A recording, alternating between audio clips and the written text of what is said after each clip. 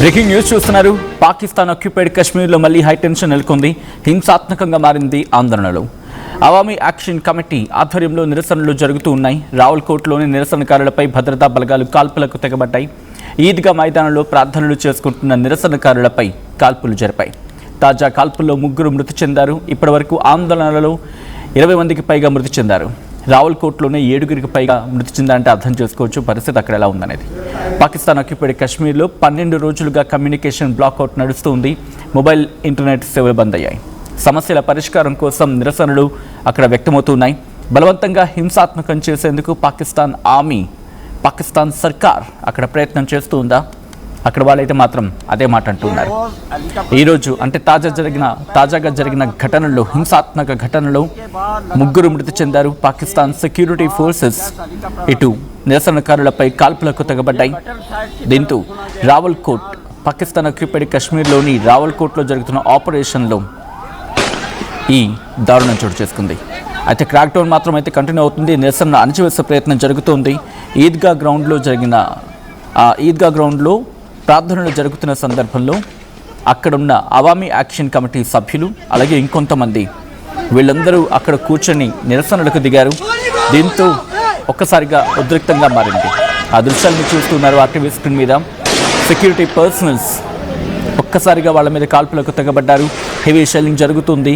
ఎక్స్టెన్సివ్గా tear గ్యాస్ను ఉపయోగించడం జరుగుతోంది. అక్కడున్న ఆ గ్యాదరింగ్ని పూర్తిగా డిస్పర్స్ చేసేందుకు, అంటే వాళ్ళందరినీ అక్కడి నుంచి చెల్లాచెదురుగా తరలించేందుకు ఒక్కసారిగా వాళ్ళ మీద టియర్ గ్యాస్ను ప్రయోగించడం జరిగింది. ఫైరింగ్, కాల్పులకు తెగబడ్డారు అక్కడి బలగాలు. ఆ విజువల్స్ మీరు చూస్తున్నారు. దీంతో ఒక్కసారిగా అక్కడ భయాందోళన నెలకొంది. ఈ ఘటనలో నయీం అమీన్, ప్లాంద్రీ ఫలియాన్కి చెందిన నయీం అమీన్గా గుర్తించారు. దాంట్లో ఒక వ్యక్తిని, ఇంకొంతమందికి తీవ్ర గాయాలయ్యాయి. ఆపరేషన్ కంటిన్యూ అవుతుంది. అయితే అఫీషియల్గా క్యాజువాలిటీస్ ఎంత అనేది ఎక్కడ కూడా చెప్పకపోయినప్పటికీ ఈ ఘటనలో 3 మృతి చెంది ఉంటారని చెప్పి ఇటు ఇంటర్నేషనల్ మీడియా కూడా కోట్ చేస్తూ ఉంది. కొంతమంది అయితే ఆందోళన, ఆ విజువల్స్ మీరు చూడొచ్చు ఏ స్థాయిలో కాల్పులకు తెగబడ్డారనేది. పెద్ద ఎత్తున నిరసనకారులు రోడ్ల మీదకి రావడంతో ఆందోళన నెలకొంది. అయితే టియర్ గ్యాస్ని ఉపయోగించడం జరిగింది రావల్కోట్లోని. వెంటనే అక్కడ సెక్యూరిటీ ఫోర్సెస్ ఎప్పుడైతే అక్కడ ప్రొటెస్టర్స్ని చెల్లాచెదురు చేసేందుకు ఈ టియర్ గ్యాస్ని ప్రయోగించారు. అందరూ ఒక్కసారిగా పరుగులు పెట్టారు. దీంతో మరింత ఉద్రిక్తంగా మారింది. టెన్షన్స్ అయితే ఇంకా కంటిన్యూ అవుతూ ఉన్నాయి. అక్కడ అథారిటీస్ అలాగే ప్రొటెస్టర్స్కి మధ్య, అధికారులకి నిరసనకారులకి మధ్య ఇంకా 8వ రోజుకు సంబంధించి చర్చలు జరుగుతున్న 8వ రోజు కూడా ఇంకా చర్చలు ఎక్కడ సఫలం కాలేదు.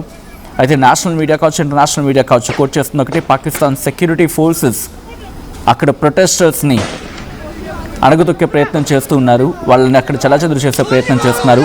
అవామీ యాక్షన్ కమిటీ వాళ్ళ ప్రొవొకేషన్ టాక్టిక్స్ని ఎక్కడ ముందుకు వెళ్ళనివంటూ అక్కడ పాకిస్తాన్ అధికారులు చెప్తూ ఉన్నారు.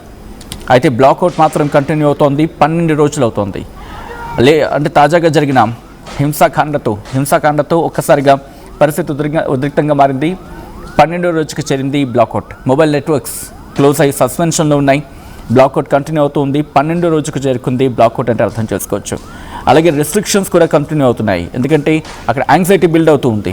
అక్కడ స్థానికుల ఆందోళన వ్యక్తం అవుతుంది, ఆందోళన పెరుగుతుంది. దీంతో ఆ రెస్ట్రిక్షన్స్ మరీ ఎక్కువ అవుతూ ఉన్నాయి. కాంప్లికేషన్స్ని ట్రిగ్గర్ అయ్యేగా, అంటే కాంప్లికేషన్స్ ఇంకా ఎక్కడ ట్రిగ్గర్ చేస్తారేమని చెప్పి ఇన్ఫర్మేషన్ని కావచ్చు, ఎమర్జెన్సీ సర్వీసెస్ని కావచ్చు, అంటే కాంప్లికేటెడ్ యాక్సెస్ మాత్రం ఇవ్వడం జరిగింది.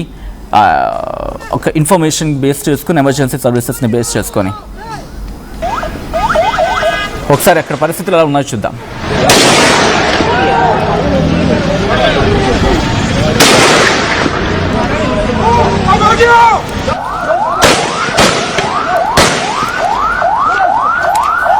कि वो जो रावलाकोट में गोलियां चली हैं वो जख्मी उन्होंने उठा के ले गए। वो सीएमएस से हमारे जख्मी होटल से काम करने वाले आदमी सब लेके ये रोज हेलीकॉप्टर के जरिए भी आते हैं। और पहले 14,000 तो इन्होंने कहा था, उसके बाद लगातार 2, 6, 8, 10 हेलीकॉप्टर आते हैं।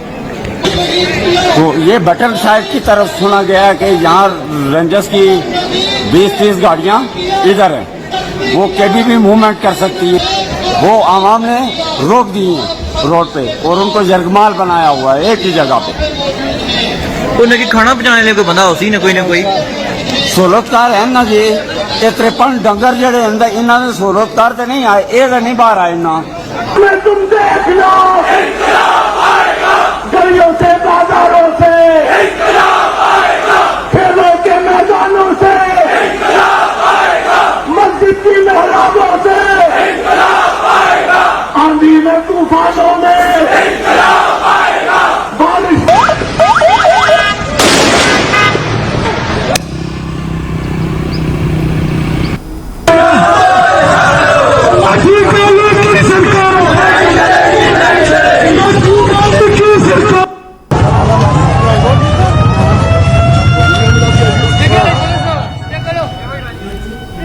ఆ విజువల్స్ మీరు చూస్తున్నది అక్కడ ఏం జరుగుతున్నది. రావులకోటకి సంబంధించి ప్రస్తుతం అక్కడి ప్రభుత్వం తమ హక్కును లాగేసుకుంటోంది. తమకు జరగాల్సిన న్యాయం జరగటం లేదు, తమకు అన్యాయం చేస్తోంది ప్రభుత్వం అని చెప్పి అక్కడి ప్రజలు రోడ్ల మీదకి వచ్చారు, నిరసన వ్యక్తం చేస్తూ ఉన్నారు.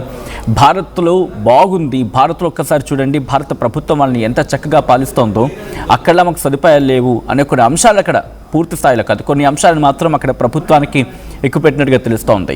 ఓ పక్క మాకు ప్రాతినిధ్యం ఉండటం లేదు, ఎక్కడెక్కడి నుంచో వచ్చి ఇక్కడ పోటీ చేస్తున్నారు అండ్ ఇక్కడ సంపదను దోచేసుకుంటున్నారు అండ్ మా ప్రజలని పూర్తిగా మీరు దోచుకుంటున్నారు, ఇక్కడ దోచుకుని అక్కడ బాగుపడుతున్నారు. కేవలం ఇది ఇక్కడికి మాత్రం పరిమితం కావట్లేదు. పాకిస్తాన్ ఆక్యుపైడ్ కాశ్మీర్కి సంబంధించి విజువల్ మీరు చూస్తే అక్కడ అర్థమవుతోంది. మీరు చూడొచ్చు, ఇండియా జెండా కూడా అక్కడ మనకు కనిపిస్తోంది. భారత జెండాను కూడా వాళ్ళు అక్కడ చూపిస్తూ నిరసనలకు దిగడం, ప్రదర్శించడం అక్కడ పరిస్థితిని అర్థం పడుతోంది. రావులకోటలో ప్రస్తుతం జరుగుతున్న హింసకు ప్రధాన కారణం ఏంటంటే రాజకీయ ప్రాతినిధ్యం, దాంతోపాటు స్థానిక హక్కులు, అలాగే పాకిస్తాన్ ప్రభుత్వంపై పెరుగుతున్న అసంతృప్తి. ఈ ఘటనలు పాకిస్తాన్ పరిపాలనలోని రావల్కోట్ అలాగే ముజాఫరాబాద్ ఈ ప్రాంతాల్లో తీవ్ర ఉద్రిక్తతలకు కారణమయ్యాయి. అసలు కారణం ఏంటంటే అక్కడ మొత్తం 12 రిజర్వ్ అసెంబ్లీ సీట్స్ ఉన్నాయి. పాకిస్తాన్ ఉంటున్న కశ్మీరీ శరణార్థులకు 12 అసెంబ్లీ సీట్లు రిజర్వ్ అయ్యి ఉన్నాయి. ఈ సీట్లను రద్దు చేయాలని లేకపోతే తగ్గించాలని joint Awami action committee demand చేస్తుంది. అంటే కశ్మీరీ శరణార్థులకు ఈ 12 అసెంబ్లీ సీట్లు రిజర్వ్ చేయాలని చెప్పి.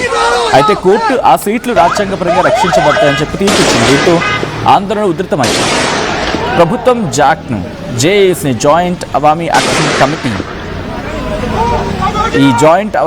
కమిటీని ఉగ్రవాద నిరోధక చట్టాల కింద నిషేధించింది. దాంతో నాయకులు అరెస్ట్ అయ్యారు, కేసులు పడ్డాయి, ఇంటర్నెట్ నిలిపివేస్తున్న అక్కడ ప్రభుత్వం చర్యలకు దిగింది. ఇది అక్కడ తాజా పరిస్థితి.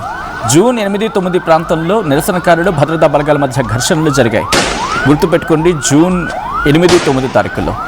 అయితే మరణాల సంఖ్య ఇప్పటివరకు కొన్ని లెక్కల ప్రకారం 20 మంది మొత్తంగా మరణించారంటే అక్కడ పరిస్థితిని అర్థం పడుతుంది. అది కేవలం కొంత మాత్రమే, కానీ ఇంక ఈ సంఖ్య మరింత పెరుగుంటుందనేది చాలా గట్టిగా వినిపిస్తున్నమాట. అయితే అఫీషియల్ రిపోర్ట్స్ అంటూ ఉంటారు కదా, అఫీషియల్ రిపోర్ట్స్ ప్రకారం 7 నుంచి 11 మంది మరణించారని చెప్పి అక్కడ లెక్కలు చెప్తూ ఉన్నారు. అయితే ఇంకా ఇండెప్త్గా మాట్లాడుతుంది. ఇది కేవలం 12 సీట్ల అంశం మాత్రమే కాదు. గత 2 ఏళ్లుగా చూసుకుంటే అక్కడ విద్యుత్ ఛార్జీలు పెరిగిపోయాయి, గోధుమ పిండి ధరలు పెరిగిపోయాయి, నిరుద్యోగం ఉంది, దాంతోపాటు స్థానిక స్వయం పాలనపై అసంతృప్తి ఉంది, రాజకీయ హక్కుల కోసం డిమాండ్లు ఉన్నాయి, ఇవన్నీ ఉన్నాయి అక్కడ. మరి ప్రస్తుతం సిచ్యువేషన్ ఏంటి? పట్టణాల్లో బంద్లు జరుగుతూ ఉన్నాయి, ఎక్స్ట్రా ఫోర్సెస్ని డిప్లాయ్ చేసింది పాకిస్తాన్ ప్రభుత్వం, ఇంటర్నెట్ సేవలను ఆపేసింది, జేఏసీ నాయకుల అరెస్టుకు అంటే వాళ్ళని అరెస్ట్ చేస్తే బహుమతులు కూడా ప్రకటించింది. ఇది ప్రస్తుతం రావులకోట్ల పరిస్థితి. ఈ కథనం మిమ్మల్ని కాస్త కలవరపరచవచ్చు. అయితే మిమ్మల్ని కలవరపాటు గురి చేయడం ఆర్టీవీ ఉద్దేశం కాదు, కానీ ఇటువంటి కథనాలు చూసినప్పుడు కాస్త కలవరపాటు గురి అవకాశం ఉంటుంది. కాబట్టి దీనికి సంబంధించి తగిన జాగ్రత్తలు తీసుకోవాలని ఆర్టీవీ సూచించడం జరుగుతోంది. This is a disturbing content. Viewer discretion is highly advised.